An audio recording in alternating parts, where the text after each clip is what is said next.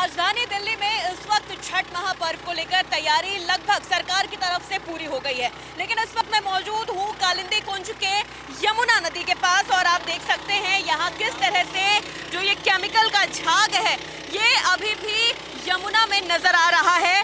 और आपको बता दें दिल्ली जल बोर्ड के उपाध्यक्ष सोमनाथ भारती ने जानकारी देते हुए कहा है कि यहाँ 1000 से ज़्यादा यानी दिल्ली में 1000 से ज़्यादा जो छठ घाट हैं वो तैयार किए गए हैं। उन्होंने बताया कि हर साल की तरह इस साल भी अरविंद केजरीवाल के नेतृत्व में दिल्ली सरकार छठ पूजा के महाआयोजन की तैयारी में जोरों शोरों से जुटी हुई है। लेकिन आपको बता दें ये कालिंदी कुंज बैराज के पास दिल्ली जल बोर्ड द्वारा इस वक्त डिफोमिंग का काम किया जा रहा है। यानी जो ये केमिकल युक्त जो ये झाग इस वक्त यमुना नदी में है उसे आप देख सकते हैं। ये जो केमिकल है इसका छिड़काव करके इस झाग को खत्म किया जा रहा है। आपको बता दें कि यमुना नदी का जो पानी है ऊंचाई से गिरने के कारण इसमें फोम बन जाता है और जो ये फोम है ये किस तरह से यहाँ एक खतरनाक तरीके का जो ये केमिकल है ये यहाँ है इसे अब खत्म किया जा रहा है। ये तस्वीर लगातार हम आपको दिखा रहे हैं यमुना नदी में। इसी वजह से इस बार छठ पूजा की भी अनुमति नहीं दी गई है क्योंकि जो खतरनाक केमिकल है इससे छठ व्रतियों को काफी नुकसान हो सकता है। छठ पूजा की तैयारियों के बीच यमुना नदी में जहरीले झागों को हटाने के लिए जो ये डिफॉर्मिंग है जो ये केमिकल है इसका छिड़काव लगातार किया जा रहा है ताकि ये जो केमिकल है ये जल्द से जल्द खत्म हो जाए। यमुना नदी में जहरीले झाग भी देखे गए हैं। हालांकि जो ये पानी में झाग बनता है इसके पीछे के कई कारण हो सकते हैं। कालिंदी कुंज में ज़्यादा झाग इसलिए बनता है क्योंकि इस हिस्से में जो नदी है वो पूरी तरह प्रदूषित रहती है और पानी ओखला बैराज से ऊंचाई से छोड़ा जाता है।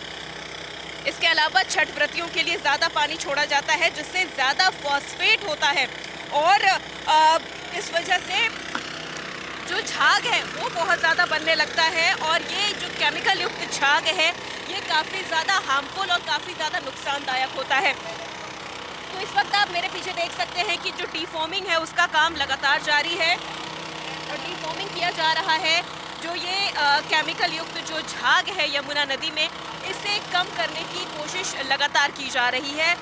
जल बोर्ड के जो उपाध्यक्ष है सोमनाथ भारती उन्होंने यहाँ पे आके जायज़ा भी लिया था और उन्होंने बताया था कि इस बार केजरीवाल सरकार की ओर से छठ व्रतियों के लिए 1000 जो छठ घाट है वो बनाए गए हैं और यमुना नदी में जिस तरह से ये पूरा केमिकल युक्त झाग है इसे भी अब खत्म किया जा रहा है और ये जो डिफॉर्मिंग है ये की जा रही है।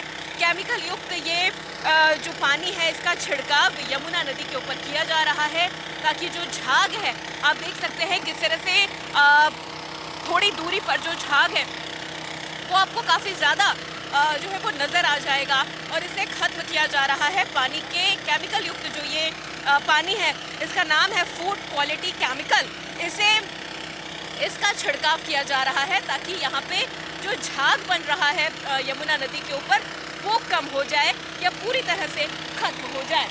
तो यमुना में इस वक्त डिफॉर्मिंग का काम लगातार जारी है। मेरे पीछे आप तस्वीरें भी देख सकते हैं, डिफॉर्मिंग लगातार की जा रही है और इसी पूरे मुद्दे पर हमारे साथ बात करने के लिए मौजूद हैं डॉक्टर संजय शर्मा जो कि डायरेक्टर ट्रीटमेंट हैं जल बोर्ड से। सर, ये जो डिफॉर्मिंग का काम किया जा रहा है कितना क्या लग रहा है कब तक जो ये केमिकल युक्त झाग इस वक्त यमुना में बन रही हैं कब तक ख़त्म हो जाएगी? देखिए, ये झाग तो हम होपफुली आधा एक घंटे में ख़त्म कर देंगे। प्रॉब्लम्स ज़्यादा हैं और झाग जो है वो और वर्षों के मुताबिक कहीं ज़्यादा है। पहले हमने जो स्टडी किया था लास्ट ईयर जो झाग रहता था वो उस बराज से लेकर के तकरीबन 700-800 मीटर तक अब रहता था। अभी जो झाग का स्प्रेड है वो तकरीबन उस बराज से लेकर के 2 किलोमीटर तक का स्प्रेड है। थिकनेस भी झाग का बहुत ज़्यादा है जिस उसके पीछे जो केमिकल कंटामिनेशन है या दूसरे तरह के जो कंटामिनेशन है वो कंटामिनेशन भी थोड़ा सा परेशान किए हुए हैं। हम लोग रेगुलर इसकी टेस्टिंग कर रहे हैं, regular chemical biological parameters check किए जा रहे हैं कि और ये भी देखा जा रहा है कि केमिकल से रिवर के इकोलॉजी पे कोई इफ़ेक्ट तो नहीं हो रहा है। तो अभी जो रिपोर्ट्स आज के जो रिपोर्ट्स हैं उस हिसाब से रिवर का इकोलॉजी परफेक्ट है, उसके ऊपर कोई इफ़ेक्ट नहीं है किसी भी तरह का। कुछ नई चीज़ें, नए तथ्य सामने आए हैं। हम लोग इस बार इसका टोटल ऑर्गेनिक कार्बन भी चेक कर रहे हैं, क्योंकि पूरे दुनिया के अंदर इस तरह के फोम के जो स्टडीज़ हुए हैं उन स्टडी में निकल कर के आ रहा है कि टोटल ऑर्गेनिक कार्बन एक बहुत बड़ा इशू रहता है फोमिंग को। ऑस्ट्रेलिया में भी इस तरह के रिसर्च हुए हैं। पर्थ के पास एक रिवर है, उस रिवर में भी सेम कंडीशंस रहते हैं, वहाँ भी फोमिंग होता है। तो वहाँ का जो रिसर्च पेपर्स हैं हम लोगों ने निकाला है और सेम पैटर्न पे हम यहाँ रिसर्च कर रहे हैं और हम उसके बहुत करीब पहुँच गए हैं। किसी भी चीज़ के निवारण के लिए बहुत ज़रूरी होता है कि उसके कॉजेज़ का पता लगाना। एक्चुअली हिंदुस्तानियों में या हिंदू धर्म में एक प्रथा है कि वो फूल या पत्तियाँ वो सब यमुना में प्रवाह कर देते हैं। रिसर्च से जो चीज़ें सामने आ रही हैं उसमें एक ये भी तथ्य सामने आ रहा है, एक कारण सामने आ रहा है कि ये जो फूल पत्ती हैं ये टोटल ऑर्गेनिक कार्बन को बढ़ा देते हैं, जिसके कारण से भी फोमिंग इंड्यूस होता है और काफ़ी हद तक इंड्यूस होता है। क्योंकि यूरोप में भी 2-3 जगह जो फोम मिला रिवर के अंदर आफ्टर टर्बुलेंस, वो जो फोमिंग था वो इसी कारण से मिला था। इसके अतिरिक्त पर्थ का जो मैं बता रहा हूँ आपको एग्जांपल दे रहा हूँ, ऑस्ट्रेलिया में वहाँ भी जो फोमिंग था वो भी इसी कारण से था। ये फोम साइलेंट रहता है और जैसे ही इसे टर्बुलेंस मिलता है वैसे ही ये फोम जनरेशन चालू हो जाता है। यदि आप इस बराज को देखें तो इस बराज के दूसरी तरफ आपको बिल्कुल फोम नहीं मिलेगा, वहाँ फोम नहीं है। और इस बराज से जैसे ये गिर रहा है यहाँ पर फोम जनरेट हो रहा है। तो यदि हम देखें कि उसका क्या रीज़निंग हो सकता है, तो हमारे सामने एक बहुत बड़ा रीज़न सामने आता है। जो प्रथम दृष्टया जो रीज़न है वो है टर्बुलेंस का होना।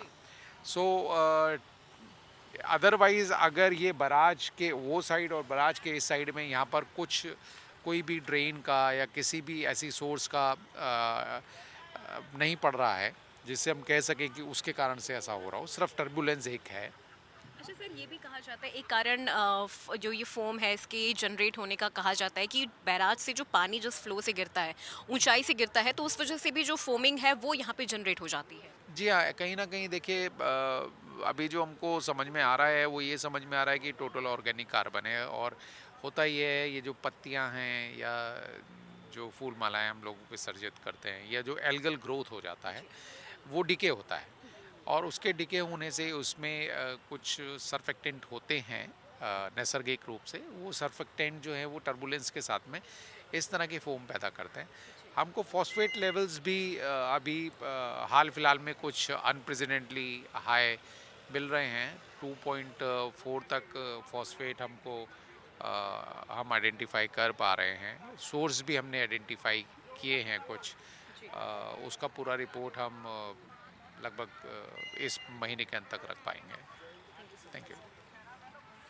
तो ये थे हमारे साथ डॉक्टर संजय शर्मा, जिन्होंने बताया कि यहाँ पे जो ये फोम है इसके जनरेट होने के पीछे का क्या कारण है और जो डिफॉर्मिंग यहाँ पर की जा रही है वो भी किसी तरह से खतरनाक नहीं है। वो जो डिफॉर्मिंग हो रही है उसकी वजह से भी जो ये फोम है, जो ये केमिकल युक्त झाग है, ये जल्द से जल्द खत्म हो जाएंगे।